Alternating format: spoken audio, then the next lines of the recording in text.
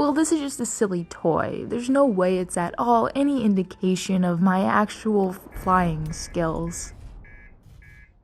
The only thing Outer Wilds fans love more than the actual game itself is telling other people to go play the game with no further explanation. I've gotten dozens of comments saying I shouldn't wait a moment longer to jump in, so that's what I'm finally doing today.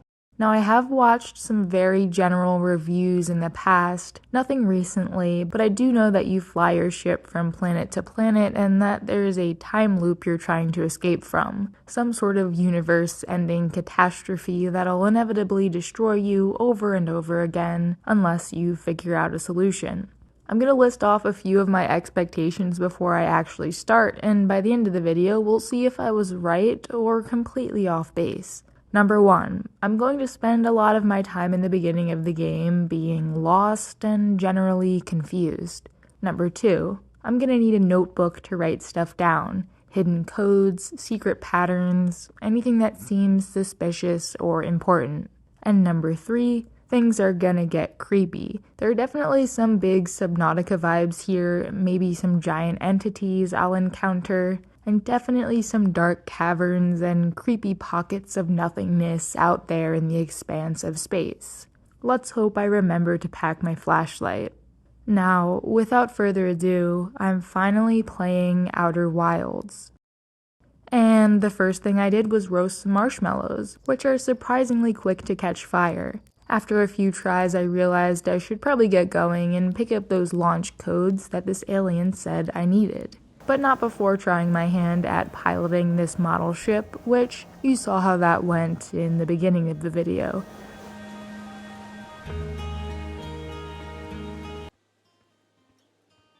Wait a minute, why are the shadows moving so fast? I thought it was the middle of the day. I guess days are very short on this planet. I don't know, this seems like something I should look into, but I have more important matters to attend to first. After talking to a few more aliens, I finally made it up to the observatory for the launch codes, which also seems to double as a museum dedicated to displaying artifacts of the ancient Nomai species. I'm definitely not going to bump into any of them later on if they turn out to not actually be extinct, right? Anyway, don't really know what any of this stuff is, maybe I'll come back to it, which I think is going to be a running theme here. So I get the codes from Hornfells over here, and first weird thing just happened. So, moving on. Wait, was that my entire playthrough so far that the game somehow recorded and played back to me? Now off to space. I really like all the clutter going on in here. It makes the ship feel very cozy, and almost makes me forget that part of it is built out of wood. I'm gonna just try to forget all the weird stuff that happened and focus on the present. Brittle Hollow seems like as good a place to start as any, so I'll lock on here, and don't really know if I'm doing this right, but I seem to be getting closer at least. Now, into landing mode, and the planet is much closer than I thought it was, just like that Rick and Morty episode. No worries, I made it out intact and spy something off in the distance. Unfortunately, on my way there, I completely broke the game. Really off to a wonderful start here, aren't I? Okay, let's try that again.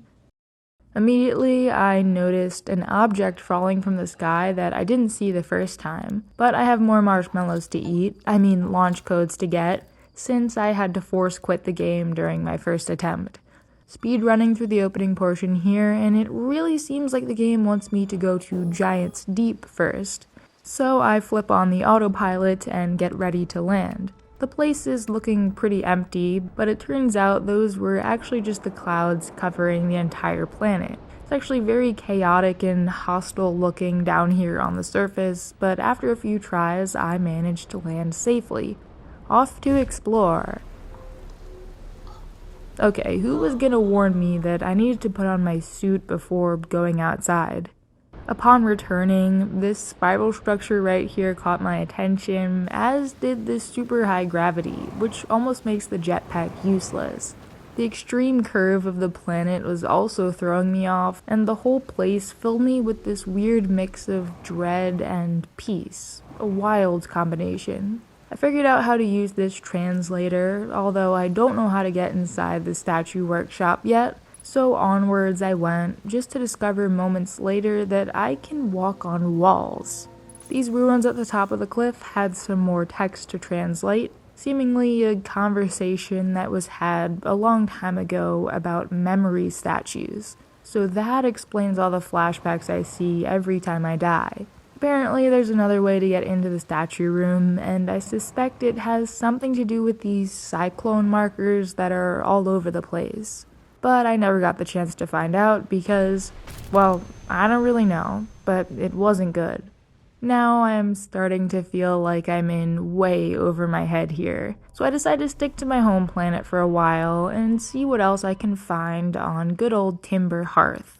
I decided to start off by trying to follow this piece of debris, which I immediately lost track of, but I did find something even more interesting in its place. The same spiral that killed me on Giant Steep is just a few seconds away from where I started.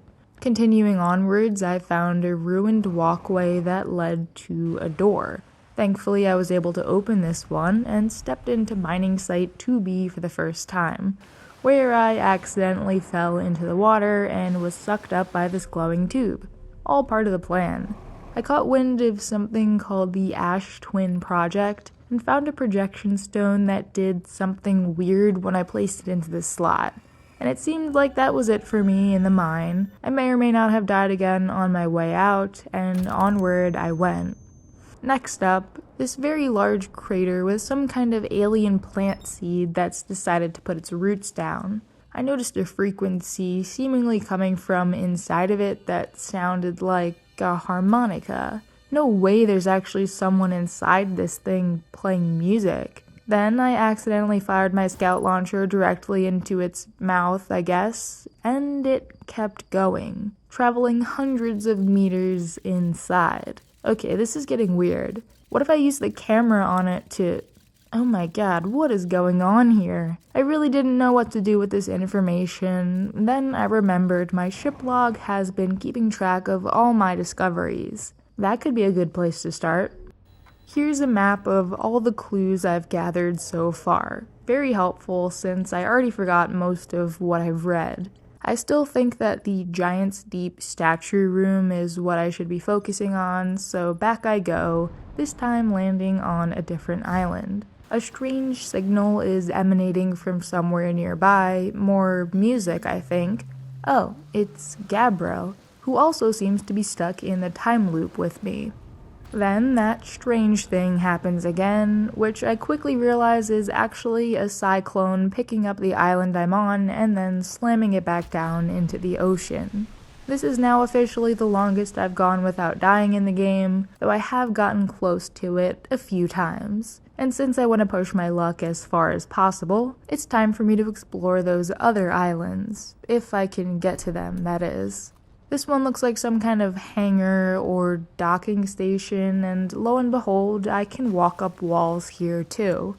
Let me tell you, this cyclone thing is very disorienting, but I survive yet again, and then make possibly my biggest discovery so far. Projection stones, which I actually did already discover down in the mines, but now I think I understand what they're for. Taking a peek at other locations on the map in real time. It doesn't seem like I can use them to actually travel between areas, but the Brittle Hollow one in particular is very intriguing.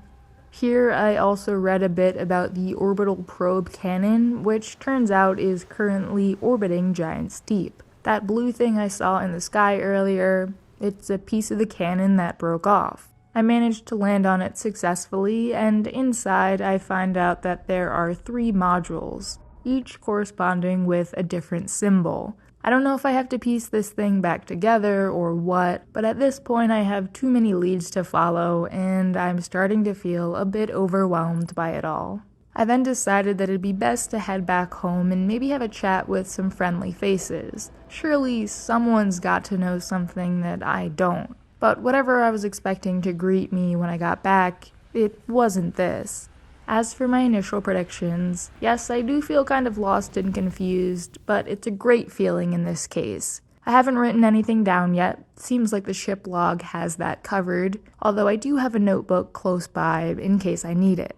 And lastly, the game is definitely creepy in a way, and the Subnautica vibes are strong. I do appreciate that there aren't any survival or crafting elements, though. Right now, all I want to do is play more Outer Wilds, but I can tell this is a game that deserves to be savored. I don't want to rush it. So I'm gonna edit this video now, and maybe I'll make a part 2 after I play some more.